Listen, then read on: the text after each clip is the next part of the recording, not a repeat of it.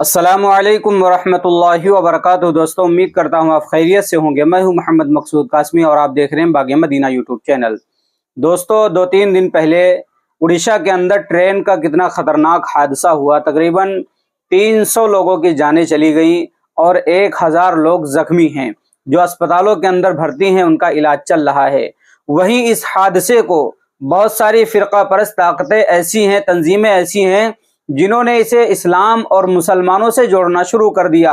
انہوں نے social media کے اوپر یہ پروپیگنڈا شروع کر دیا کہ جہاں پر حادثہ ہوا ہے وہیں پر پاس میں مسجد تھی، لہٰذا پٹریوں کے قریب جہاں جہاں مسجدیں ہیں ان مسجدوں کو وہاں سے ہٹا دیا جائے۔ حالانکہ ایسے لوگوں کو شرم آنی چاہیے تھی ایسے وقت میں، جبکہ ملک کے اندر یہ حالات تھے کہ ہر انسان سوگ کے اندر ڈوبا ہوا تھا، ماتم منا رہا تھا۔ ایسے وقت میں کچھ شرپسند عناصر نے، کچھ اندھ بھکتوں نے یہ کہنا شروع کیا کہ اس کے ذمہ دار مسلمان ہیں، کیونکہ حادثہ جس دن ہوا وہ دوستو جمعے کا دن تھا، تو اس کو جمعے سے، اسلام سے اور مسلمانوں سے جوڑنے کی کوشش کی گئی کہ وہاں پر مسجد تھی، اس لیے ایسا حادثہ ہوا۔ میں ایسے گھٹیا سوچ رکھنے والوں سے یہ کہنا چاہتا ہوں اور انہیں بتلانا چاہتا ہوں کہ جب اس کی تحقیق کی گئی کہ کیا واقعی پٹری کے قریب کوئی مسجد تھی، تو یہ بات بالکل جھوٹ ثابت ہوئی، بلکہ مسجد نہیں تھی وہاں پر۔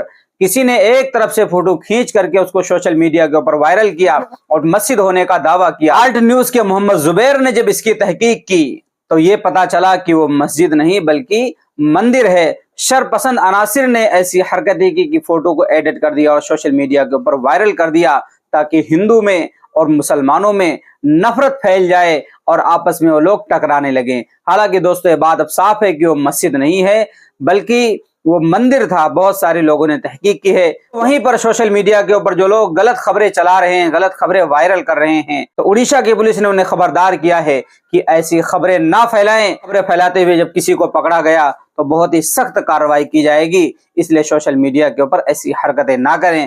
دوستو، آپ بھی اگر اس جھوٹ کو پھیلا رہے ہیں کہ وہاں پر مسجد ہے تو باز آ جائیں، آپ کے اوپر کارروائی ہونے والی ہے۔ مسجد نہیں، وہ مندر ہے۔ تو ایسی کسی بھی خبر کے اوپر اعتبار نہ کریں اور آپس میں جو بھائی چارگی ہے اس کو قائم رکھیں۔ اب آپ حضرات کا ان شرپسند عناصر کے خلاف کیا کہنا ہے جنہوں نے ایک پروپیگنڈا چالو کیا سوشل میڈیا کے اوپر؟ نیچے کمنٹ کر دیجئے اور پہلی بار چینل پر آئیں تو سبسکرائب کر لیجئے۔ چلیے دوستو، پھر ملتے ہیں انشاءاللہ جلدی کسی نئے ویڈیو میں کسی نئے ٹاپک کے ساتھ۔ السلام علیکم ورحمۃ اللہ وبرکاتہ۔